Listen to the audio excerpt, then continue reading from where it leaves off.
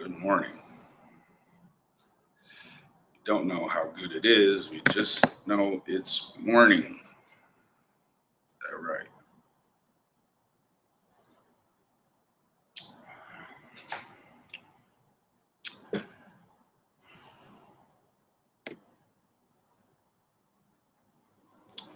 Good morning.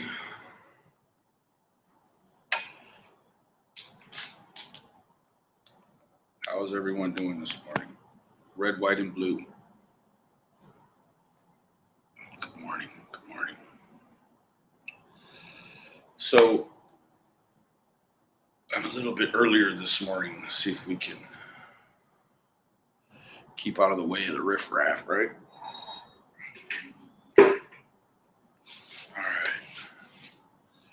So, who's here this morning? I see red, white, and blue. Not seeing any of the familiar faces. So, first want to talk just a moment about the current terrain. It is, good afternoon, Miss Pennington. Good afternoon. I guess what I wanted to speak about first was just the nature of the community is just really, it's bad. It's bad. It's all, hey, Kitty, nice to see you this morning. I don't know. I mean, I guess you can probably see on my face, it is just taking the worst toll on me. And I'm having a hard time. I'm having a hard time because I want to continue to try to be helpful. But you've got to have that personal boundary where you're like, okay, I know that someone or people still, hey, honest, I know someone or some people still want me to try to be helpful and use the skills that I have. Hello, Aussie Amethyst Purple. So that's kind of what I'm struggling with. It's like, am I being helpful or am I just hurting myself? Right? Because I'll tell you what, man. It seems like every time I turn my head and look at that little boy I got, he's this much taller. And it's like, this would all be different if I didn't have a baby, I think. I've gone hard for 7 or 8 months on 3 or 4 different cases, and just really plays a toll. It is just really hard to keep your composure. It's just anything people can rag on you. Oh, Benny, you're in your garage. Yeah, I have a garage. I don't want a whole bunch of YouTube losers seeing the inside of my house. Right? My kids, my wife. I don't, that's nobody's business, but it's just like any little thing, Oh my God, he yells. Oh my God, he cusses. It's never, Benny, your message is wrong. It's always they get through it. They absorb the message, and then they find something ad hominem to complain about. Benny, you look like shit. You got bags under your eyes. Your teeth are yellow. Whatever, man. So I'm going to have the Breakfast of Champions this morning. Trolleys, sour bites. But you got to get the medicateds.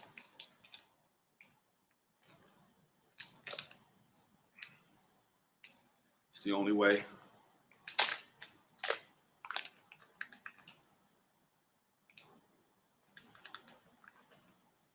People do suck. Ooh, those are strong.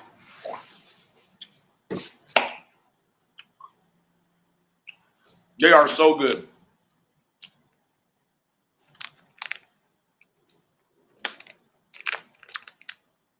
Let me show you.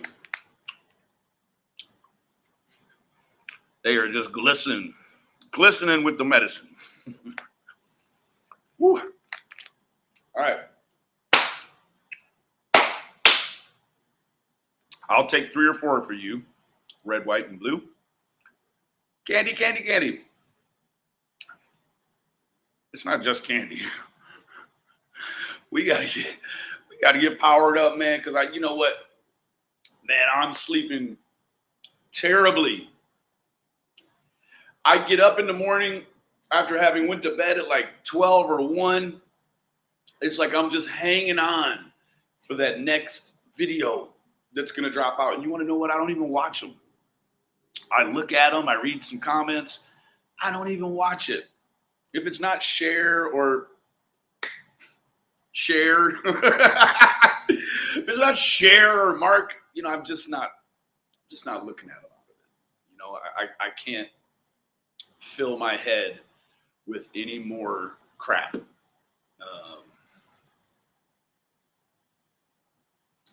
It is adult candy, and it works fast. It works fast. I've had nothing but coffee this morning. Those jokers. Woo! All right. So, what are we talking about this morning, Benny? What the hell you got us here for? Well, I want to talk about some missing children stats. So, Jelly, I'm sorry, I don't like when other people are on the live eating, because you can just hear their mouth just picking them up and putting them down. So I apologize for that.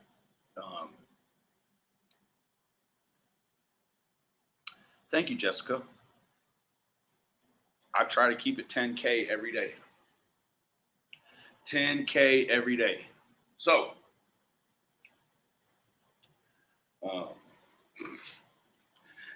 it's just like candy. Ow. Yeah, it's called compassion fatigue, guys. If anyone's not aware of what we're all suffering, it is good old compassion fatigue. It's broadly defined as a concept that can include emotional, physical, and spiritual distress in providing care to another. And I think there's quite a lot of us that have a little bit something going on up top. Maybe we didn't have going on before. I know that I seem to have some added extra, maybe depression, some added or extra anxieties, just overall.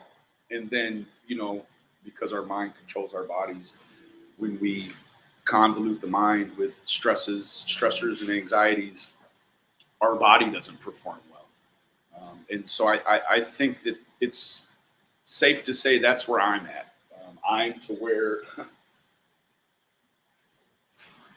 I almost feel like I'm right to where if it's anything in the real world that happens that needs my empathy, like all my empathy is washed out for YouTube, right?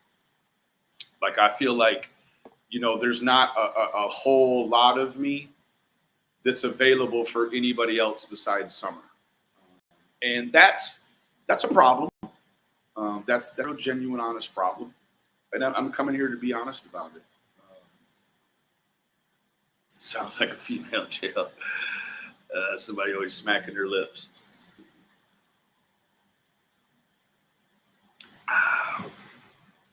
So, yeah, Lizzie. She has implanted herself in all of our lives. Whether she did it or whether we just opened up the gates and just rushed her right into our hearts and then closed the gate behind her, guys. It is kind of a strange phenomenon to to care so much about a child that you've never met.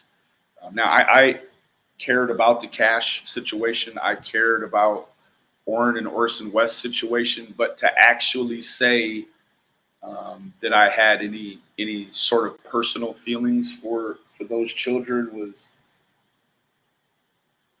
I don't know that I could say that I did. I don't know that I could honestly say that I had a lot of feeling for those children other than just so sad that they were in that situation. So one of the things that I want to talk about this morning, um, and this isn't going to be a really long, drawn out live. Um, this was in 2012, but I want to just read to you what the um, atmosphere was like in 2012. This is anxiety over two cases of missing children in the news this week. New York's Etan Potts and Arizona's Isabel Celis mask an encouraging development in the search for U.S. boys and girls who disappear. More than 99% now return home alive. The likelihood of finding an abducted child has sharply increased in recent years due to technological advances in the way searches are conducted and a greater awareness that fast action saves lives, said Ernie Allen, the president of the National Center for Missing and Exploited Children.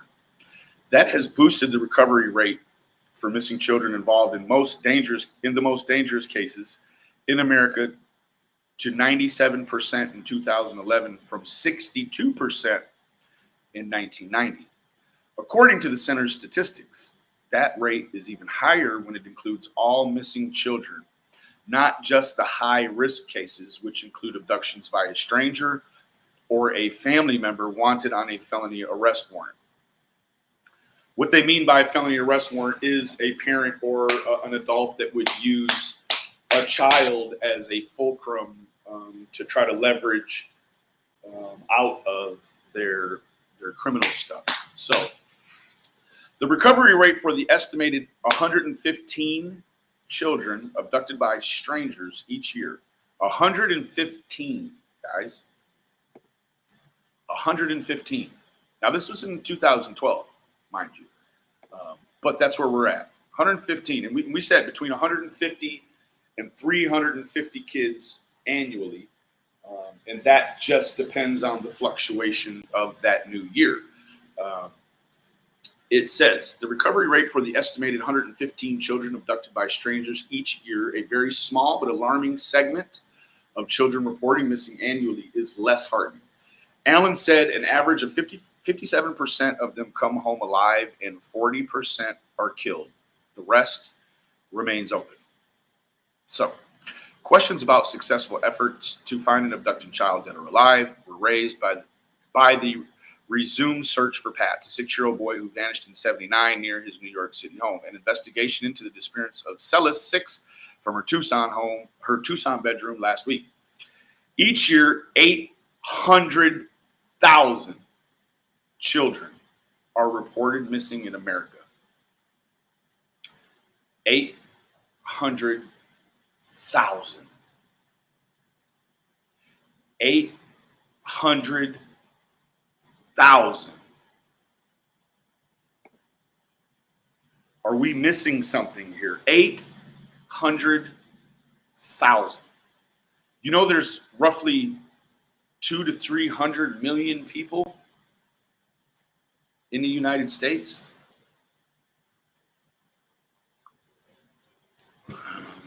Let's check this out real quick.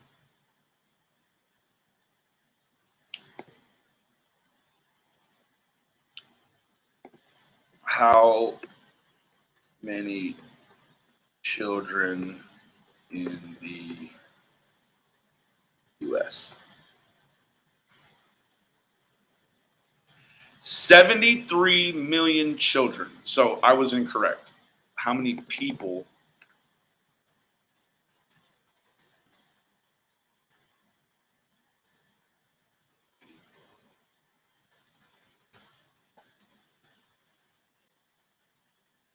328 million. So there you go. So you got 50 million kids roughly. So if you take, hold on guys. So if you take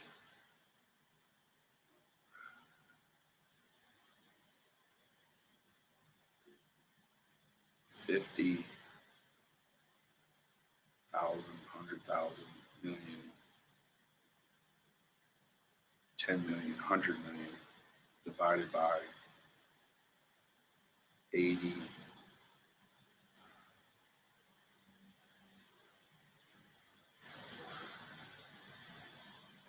That's a lot. Holy cow, that's a lot. Okay, so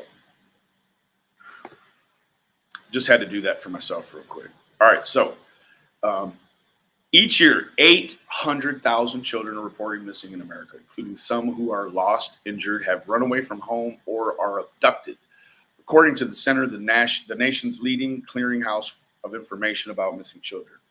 Of those who are abducted, 200,000 are taken by family members, typically during a custody battle, while 58,000 involve non-family members who are familiar to the child and who typically have targeted the child for sex. When the kidnappings are the work of a stranger, the snatcher has typically targeted the child for sex and has studied the child's habits in order to increase chances of a successful abduction.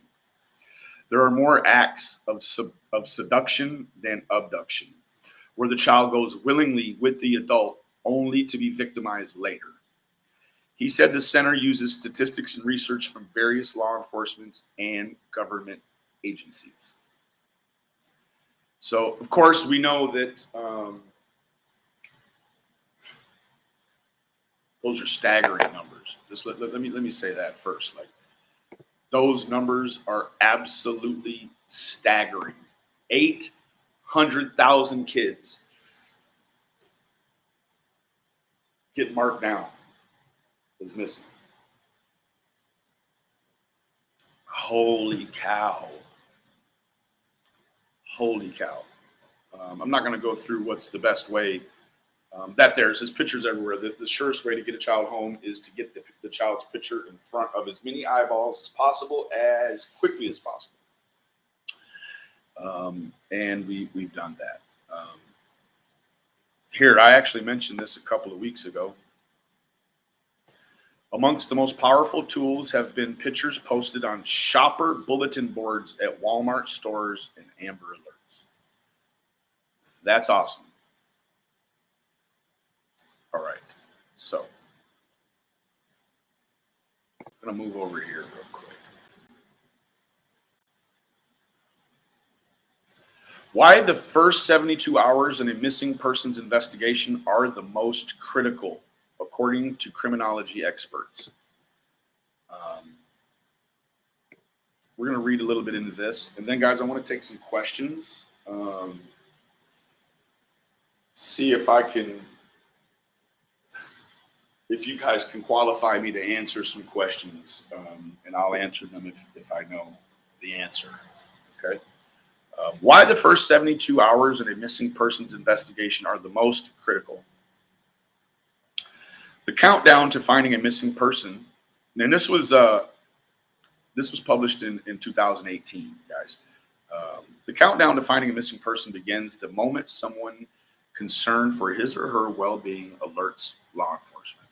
Investigators are essentially working against the clock, as with each passing hour decreases the likelihood that the subject will be found, according to criminology experts.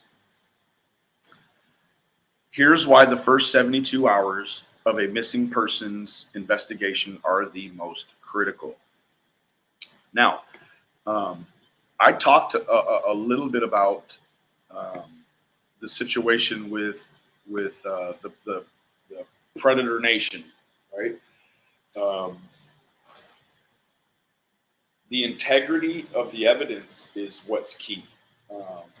Now, even if you're just playing around and you're at a speedway and you're collecting things that you know are not related to the case, still the public is watching the way that you handle these things. And so when you come in with reckless abandon and you start plucking things off or out of the earth and put them in bags, it makes no never mind. You might as well just put it in your pocket and drive it up to the police station, right? There is a very exclusive standard for the integrity of evidence. Something very small that wasn't collected correctly could be the difference between sending someone to prison or sending them home to reoffend. So evidence integrity is key. I mean, it's critical. Now, evidence doesn't always come in the form of a fingerprint or some sort of biological sample that we can test. A lot of times it's digital footprint material, things they did in text, things they said, and you would call that physical evidence, but it's more the tech forensic side. There's nothing actual physical or tangible about it. It is only it's abstract. It's not analog. You can't touch it. It's just digital. So I'm going to go ahead and read ahead now. To protect the integrity of the evidence, one of law enforcement's first steps in investigating a missing persons case is trying to prevent the loss of evidence. Dr. Michael Jean is criminology professor at the University of Louisiana at Lafayette. The first 48 hours are also critical because that's when investigators have the best chance of following up on leads. Before people's memories start to fade. I'm going to pause there. Now, the first 48 hours after someone goes missing, it is critical to get their statement and their leads, because after 48 hours, people's memory starts to fade. Now, let's put that in comparison to a situation of 40 years. What type, you see what I'm saying? Like, there is an integrity issue with a lot of these things in the Wells case, right? So at about the 96-hour mark, about 4 days after Summer had went missing, we already had a plethora of very colorful wrong information. Let's just call it incorrect information. It was just littered with speculation, and it was just saturated with the works of EVPs and the people that handled them. So we got to a point where we were well into the thousands, probably around 10,000, who knows, right? But the tips just continue to be called in. So we know after 48 hours, memories start to fade. So if you add in, any sort of atypical, brain function due to drugs or from just blocking the trauma out, or a head injury. There's a lot of different things that can start to pick apart the chances of closing cases out after the first 48 hours. Now, the information that law enforcement gets tends to be a little more accurate, and they are able to act on the information and hopefully get that person who is missing quicker. As time goes on, there are fewer breadcrumbs to follow, Fox said. And it isn't just the person's family who investigators are looking to speak to. Law enforcement will often seek information from the public, including people who may have happened to be going on with their daily lives, but witnessed a crucial moment in the subject's disappearance. People usually see something. So that period of time is absolutely vital in order to find the person right away, okay? The first 48 hours is where they're getting their information that is going to hopefully, potentially bring this person home. Okay?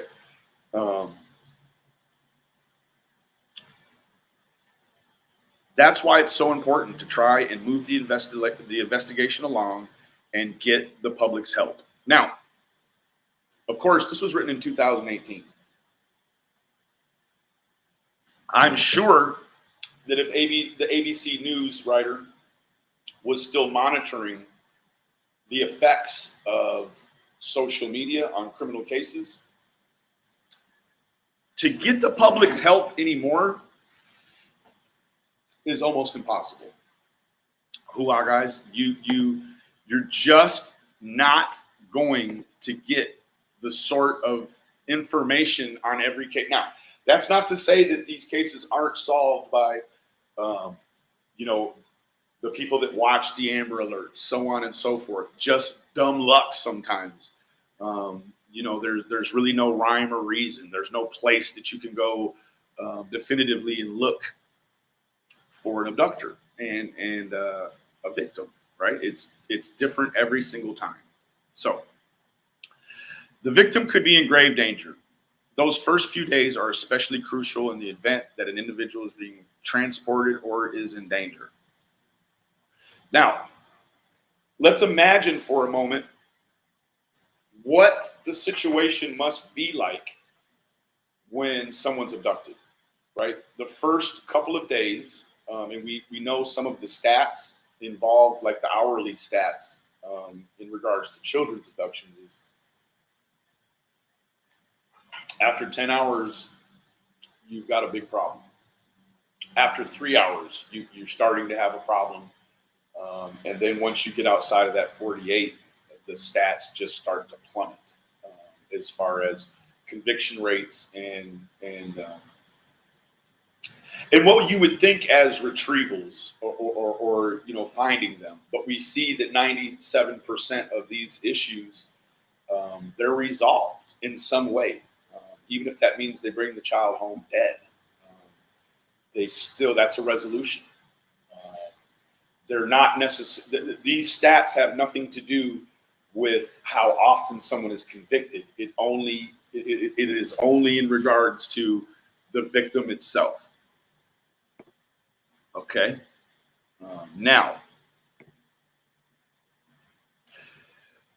investigations on missing persons who authorities believe may be vulnerable, such as children and those with a mental illness, are expedited because time is of the essence to get the word out to the public to look for them. Now, because we know in the first 48 hours of victim memory or witness memory, that after 48 hours, those details really start to degrade. We know historically that the eyewitness is historically inaccurate and historically inconsistent. 2 people or 10 people or 20 people all see the same thing, and a lot of times everyone or a lot of the people will have a different memory, right? It's like starting out a red Corvette in a circle and then it ends a purple dump truck. That's the way that we interpret and we take things and we bring it in and we interpret it. And then when we're asked to give a statement, the way we've interpreted it and remembered it and biased it in our own minds is all of that goes into the statement. The inaccuracies and more importantly, the biased. When you give a statement to the police that has some sort of bias that's not factually true, you have to remember that the police go looking on that. They have to, especially when there's a child, right? So that's where giving information to the police becomes so critical, because you want those tips to go to the police, but you also don't want to think that 100 or 1,000 tips in a row, like we have in this case, are never going to materialize anything, right? So what ends up happening is that tips and tips and tips and tips and tips come in, and they have to they have to go through each one until the end and make sure that there's absolutely not a chance that this could be validated. Meanwhile, while they're trying to meticulously go through and exclude each tip, more is piling on top. More is piling on top. So, so many of these tips that come in are of the nature that it requires an officer or two or a team to go out and really, narrow this down and exclude it as a potential, as a potential potentiality. There you go. As a potential set of circumstances. So, although stranger kidnappings are very, very rare, children are usually murdered quickly, sometimes within the first 3 hours, but usually within the first 2 days. So you've heard me, if you've listened to me at all, really, you've heard me talk about that infamous 3 hours. So let's take a look at what the life, just for a moment, what the life, or rather what a few hours in the life of an abductor would look like after he's taken a child. Extreme stress, just extreme anxiety, everything that they're emoting, everything they're feeling is to the most highest degree of severity when you're involved in one of these situations. Imagine you're trying to drive down Ben Hill Road with a screaming girl. That's just one scenario of a screaming girl that's kicking and who knows what all is going on in the cab of that vehicle. And meanwhile, he's got to keep the joker on the road, right? So, you start to look at situations like, what can one handle physically, right? So we know that historically in cases where it's a double, where two victims are taken at the same time, when you have 4 arms and 4 legs against 2 arms and 2 legs of an abductor, some sort of designed resistance from multiple victims makes it much more difficult, right? You're not going to keep, not very easily anyhow, you're not going to keep 2 victims that have a motivation to get away from you. You're not going to keep 2 victims unless you bind them or whatever, but you're not going to just right as you abduct them by yourself, you can't control 2 victims, hardly at all. One victim that is, I assure you, one abductor would never be able to take me. Not because of, it just, even tied up. Tie me up first and then put me somewhere, and with these legs taped together and with this back, I'm going to tear a trunk apart. I'm going to kick the door off a car. Like, somebody's going to get hurt. Now, when you think about a child, what you have to do is you have to be able to control the child and drive the car. Now, some children, quite obviously, you're going to be able to scream and holler at and scare down into the floorboard of the car or whatever, and you won't have the issue with trying to control them physically. You can control them mentally and make their physical kind of, follow in line. But when you start to look at the actual physicality of what it takes to make something happen like it is today, you start looking at a lot of different determining factors, mitigating factors, right? Now, Summer, from all we know, from Don and Candace and other people, Summer was a handful. So there's a big piece of me that wants to believe that Summer put up a fight of some sort, especially if this was a stranger danger thing, right? Give me 1 second, guys. 1 second.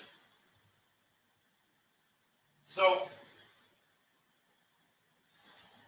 when we try to picture what an abduction scene looks like, we don't really see, hold on.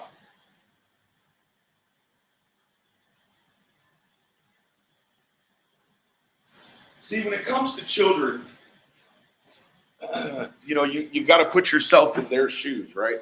You know, the way that weapons and firearms and different things are animated in just the lack of understanding that children have for guns and knives. You know, I believe, in my opinion, in some children, you would have a problem pointing a gun at them and getting them to do what you wanted them to do, because they don't understand that they should be threatened in those moments. Then there's other children that most definitely will understand that they're being threatened, and they will be, they'll act accordingly, right? So we have a scenario with a tough young girl. She's not a city girl. Not to say that city girls aren't tough, but Summer had an extra kind of grit about her, being from the country and living in the rural areas. You know, she's fished and she's done all the outdoor stuff, but more than anything, she's got 3 older brothers that toughened her up. So when I start to think about a stranger danger situation with Summer, you know, my heart and my mind wants to believe that she put up a fight. That's just what's most comfortable for me.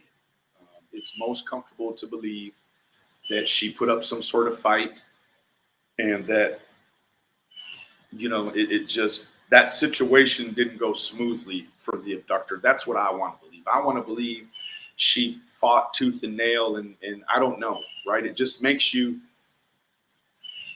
sleep better at night. I don't know what it does, but when you start to think about what we know is a potentiality for the finality, for whatever reason, it makes you feel somewhat better to believe that she put up a fight. I don't know why. You'll hear that in a lot of different accounts from loved ones or friends about someone that went missing. I hope they put up a fight. I get it. I hope she put up a fight. I hope that, yeah. So, although stranger kidnappings are very, very rare, children are usually murdered quickly. Now, we do know between 150 and 350 kids per year go missing due to the stranger danger theory. That does not mean that there is absolutely no chance. There is still a probability that we have that stranger danger thing, right? For others who go missing, there is usually a point in time in the investigation where objective switches from attempting to find a live person to trying to locate a body. EquiSearch isn't really in the business of finding living children. That's not to say that they don't go looking for them, but it's a search and rescue retrieval situation, right? Whereas your law enforcement proper is looking at it more in an investigative focus. So after 3 hours, guys, we know that the stats start to plummet. You have to think. You have to try to picture what the inside of the mind of an abductor would look at. But, you know, we all know about our sexual behavior, right? It's like, for the most part, for the most of us, once we've achieved what we were looking for with our partner, and we've achieved gratification, there's this shut off, there's this disconnect, right? A lot of times you roll over, go to sleep, or you know, you just, that part of your day is quickly over with. You see what I'm saying? You go from high emotions to get out, don't touch me, you know, that kind of thing, right? And so that's where within the 3 hours you have a scenario where an offender's taken a child and reached his gratification. Now that his gratification is over, he's got this immediate feeling that he has to disregard, he has to get rid of. Have a good day, bro. he has to disregard and try to distance himself between where he's at now and the mistake that he's made, right? So it says that there's a certain point after about a week or two where you have to think. This is after about a week or two, guys. I don't even know where we're at now. We're closing in on 12 weeks.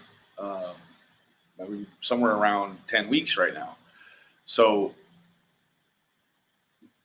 8 or 9 weeks ago, you start thinking that the person is dead now. After 3 hours, it starts going that way.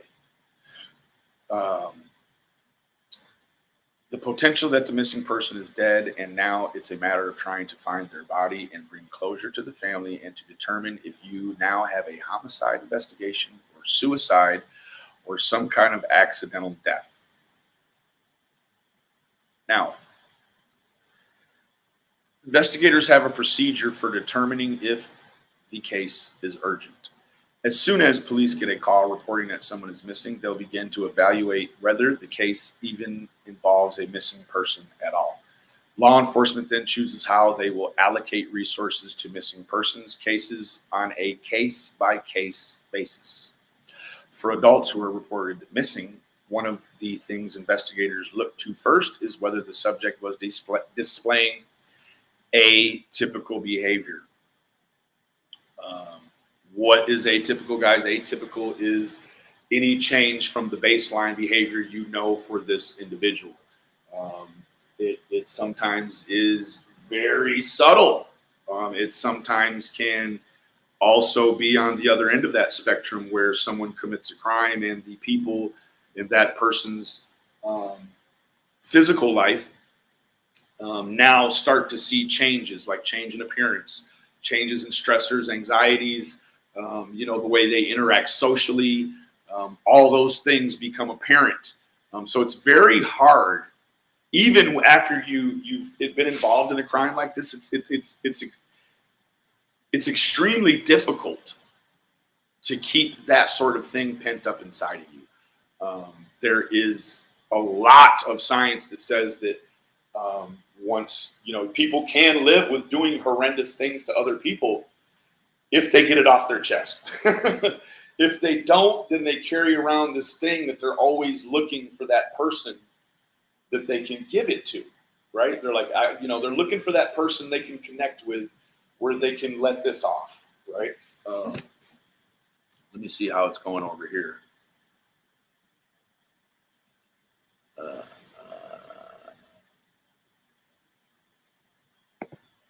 It is very unlikely, but that's not to say that it can't happen, right? There's roughly between 150 and 350 missing kids. Now, when you think about that on a grand scale, these are actually legitimate missing kids, stranger danger missing kids, right? It's still almost it's one a day. It's one a day. If you're at 350, that's one every 3 days, right? No, we did not know that. Thank you for sharing that.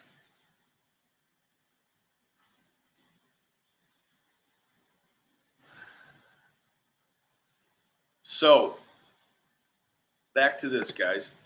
Now, for adults who are reported missing, one of the things investigators look to first is whether the subject was displaying that atypical behavior. Now, if someone called the police to report that his spouse didn't come home right away, investigators will ask follow-up questions such as whether it's unusual for him or her to go without contact for long periods of time, the expert said. Sometimes they'll be like, oh, let's wait and see. There might have been an argument, Fox said, adding that the best policy is rather be safe than sorry. So I'm going to skip over the stuff that doesn't, like all of this here doesn't have anything to do with what we got going. In serious cases of missing children in which law enforcement has a reason to believe the child has been abducted or is in imminent danger, an Amber Alert may be issued, Fox said. Amber Alerts were designed especially for those kids who are perceived to be in immediate danger, but there is specific criteria for the level of danger the case must meet to warrant the alert. For example, a runaway child would not qualify for an Amber Alert, Gina said. The reason for the selectivity, in part, is to not, I repeat, is to not desensitize the public. Law enforcement wants the public to be alert and aware when a message is sent out, and too many could cause people to ignore it. So that is a very, very unsettling sentiment, right? We actually have a lot more children that are being abducted in whatever fashion, but we have to be careful about which ones we put out there because we don't want the less emergent ones to make people think less of them. How these people know that people are going to get desensitized to it, I have no idea. I don't know. I would not. I feel I could not be desensitized to an Amber Alert. Are we desensitized every time the cops turn on their sirens and they get behind us? We've all seen them coming from down the road. Oh, shit, we're about to get pulled over. And then they go around us, right? Does that not work every single time? I don't agree with that necessarily. Now, I understand the thinking. Right? We don't want people to become desensitized.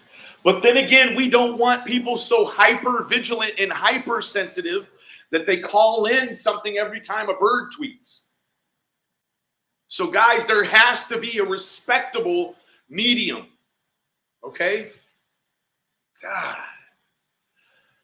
Law enforcement then works diligently to bring answers to the family. Once the subject is confirmed to be missing, investigators spring into action, setting up command posts, assigning agents to work the leads, and organizing all of the information the investigation gathered. For the families, not knowing what happened to their loved one is the worst thing. And investigators have in the forefront of their minds as they search for that person. So, there we are.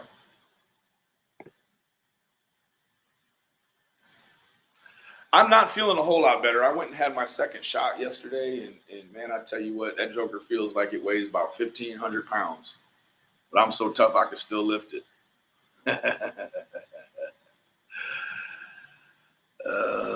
This is a world issue. And more specifically, it's a United States issue, right? Why do we have so many familial abductions? Could it be 800,000 kids a year, almost 1 million kids a year, more than 750,000 kids? They're going missing because of some sort of disagreement about custody.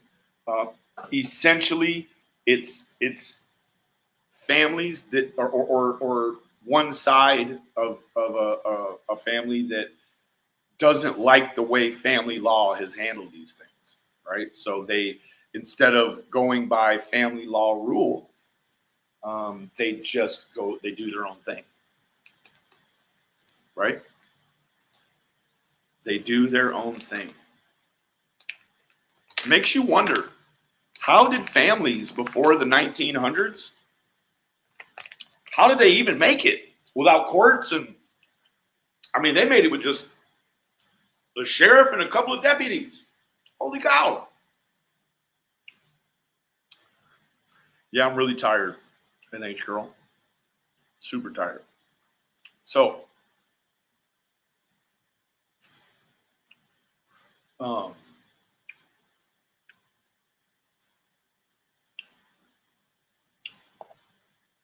me show you something, guys. Sorry, I'm eating your ear again.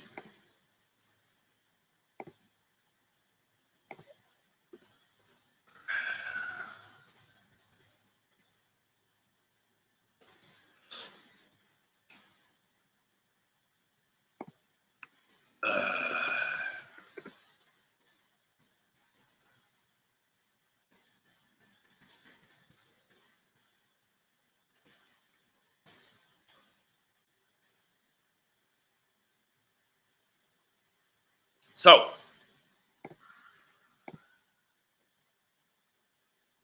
in the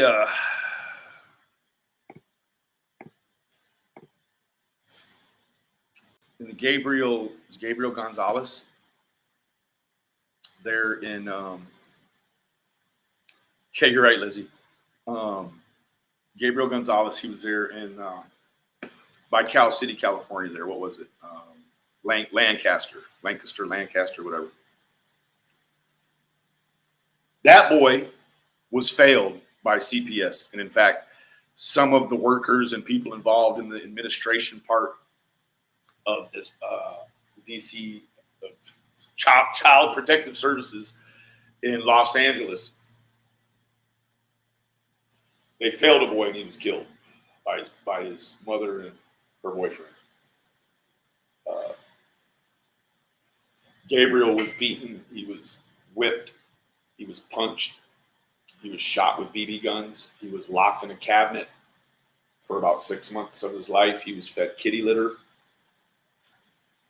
And the whole time, they beat the CPS.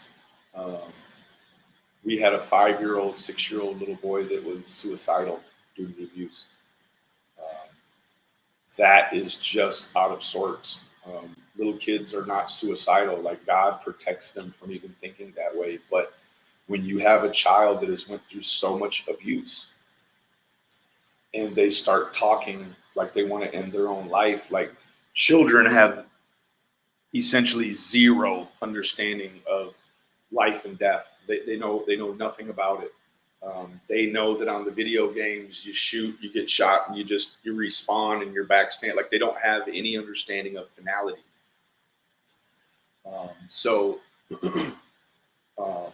With this CPS leak that we've heard about yesterday or the day before,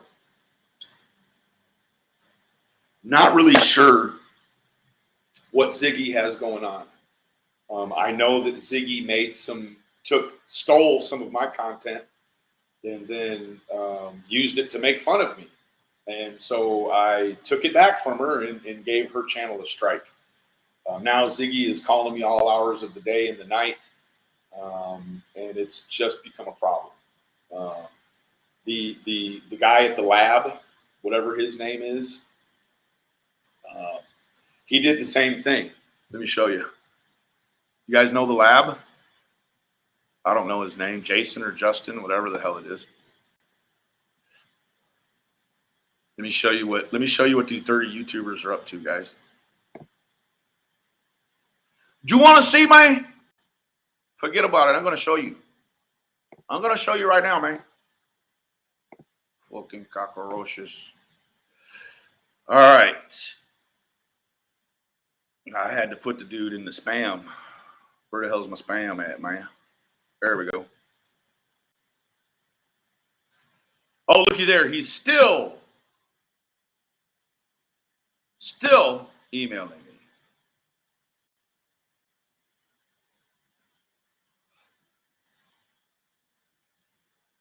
So here we go.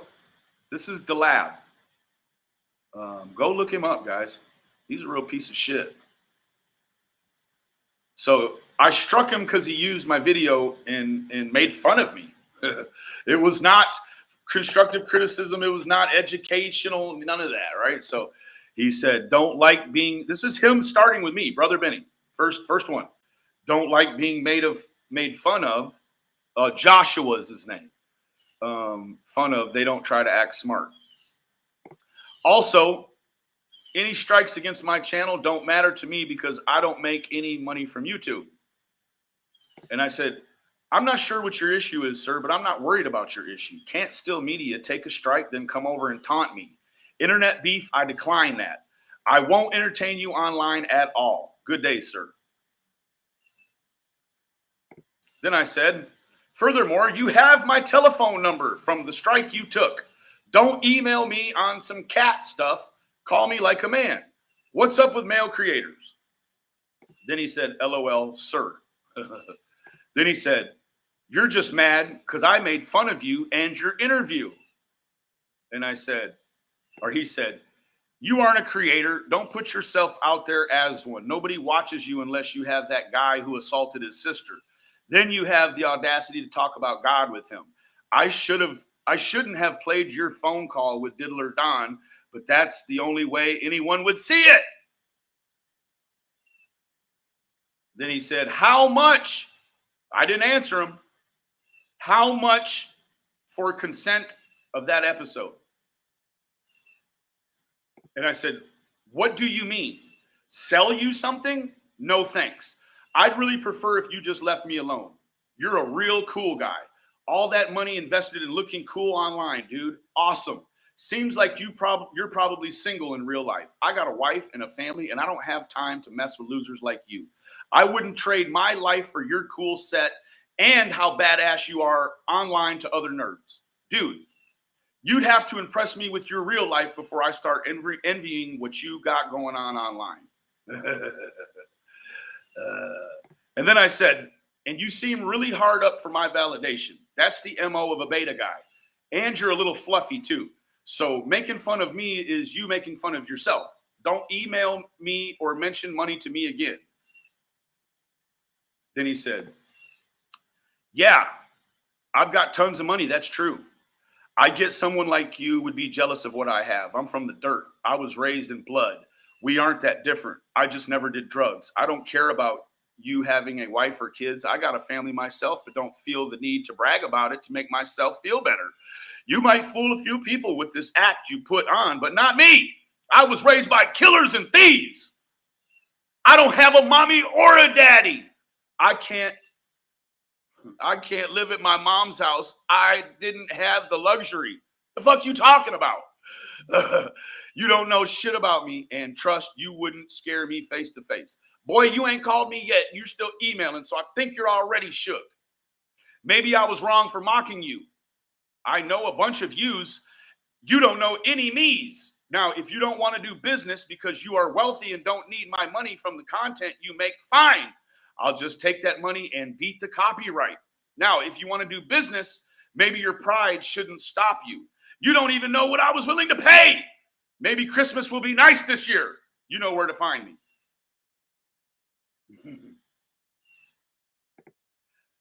And then he goes on to say, my mistake for mentioning money to a broke boy. A little fluffy. Sorry, I can afford shrimp and lobster. Go eat your ramen. I said, sorry, I'm not interested. I could give a fuck less about who you were raised by. I don't care where you live. You're an online buster. In real life, you fall short. I'm in Dallas. If you got tons of money and you just want to get busy. Otherwise, shut the fuck up. So fucking tough. And you'd have had my number for a week and won't call because you're a bitch. And then I said, fluffy like a pillow, like not shaped like most men. And then I went on to say, like pear-shaped.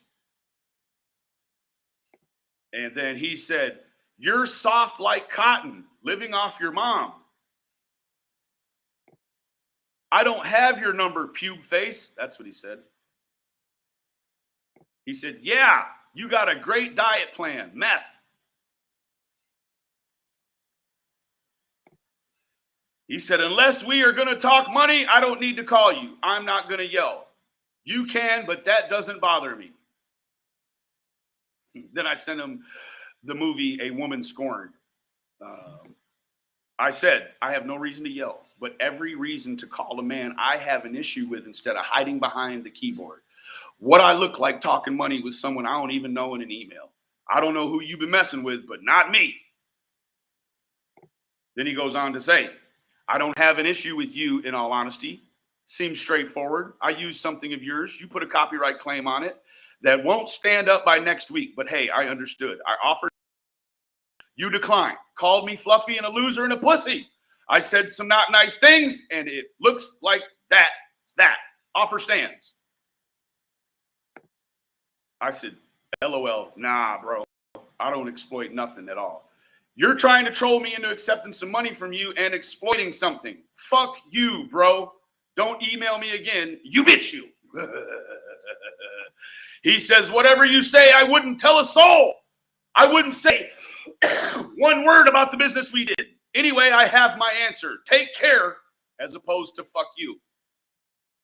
Then I said, you take care too, brother. God bless. It's nothing personal. I would have gave you the video back for free with an apology. But we always think there's more to it now, don't we? Like just making it right is too much like right. God bless you and your family, sir. You'll get it back on the counter. You know how it works. This just amuses me.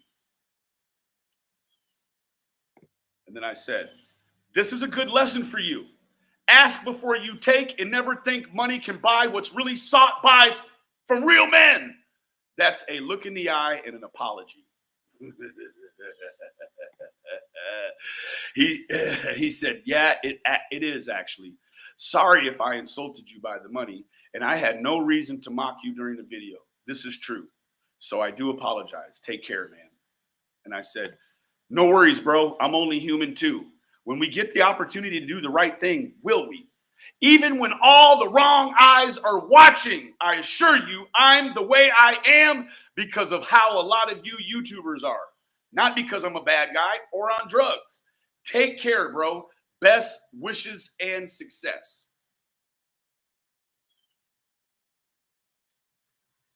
And then he goes on to conclude. I know you told me not to email you anymore, and he doesn't fucking listen. But for the record, I don't think you're a bad guy, and you had never done anything wrong to me personally, and I attacked you because I got caught up in the hype of it. It was wrong. As for drugs, we've all sinned and fall short of the glory of God. You janky-ass YouTubers, you. Josh, at the lab. Bro, you're still a bitch. You're still a bitch, and what I did was trolled you right on back. I'll let you know that your money ain't good here, bro. I don't take money for this.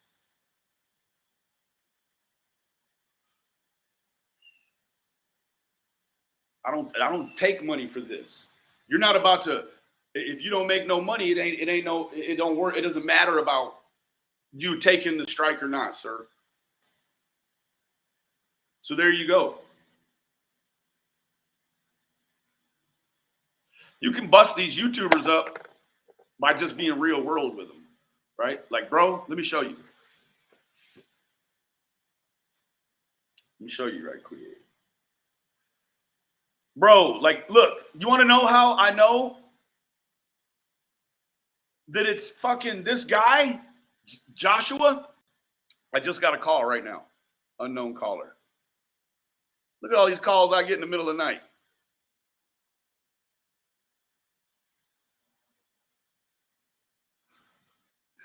So what happens, guys? He's like, I don't have your number, pube face.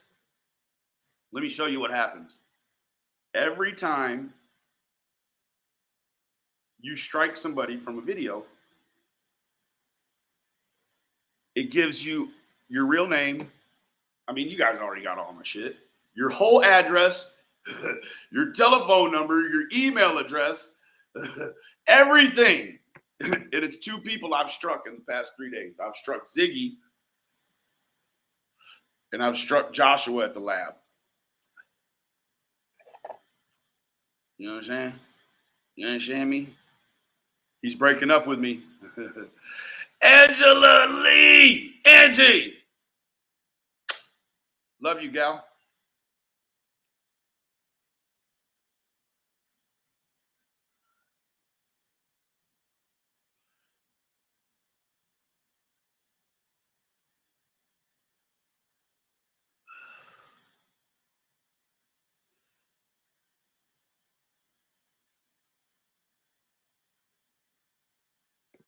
Oh, where'd you come from? This is my channel. Hell you mean? Better going on. 98 people in here now. I don't give a shit where you got my number from. And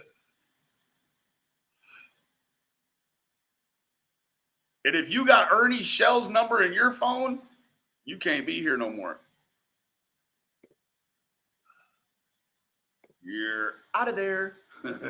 That's all right. I'll kick you out and somebody will come in and fill your spot. You can just watch now. You don't get to interact no more.